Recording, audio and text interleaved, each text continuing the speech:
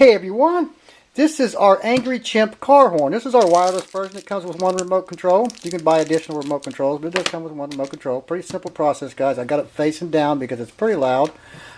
Your black wire will go to a negative, go to your battery or a negative source somewhere. And your red wire will go to a 12 volt power source. It could be your battery, it could be a fuse, as long as it's just 12 volts. Okay, guys? So this is our Angry Chimp wireless car horn. Okay, play it for you here.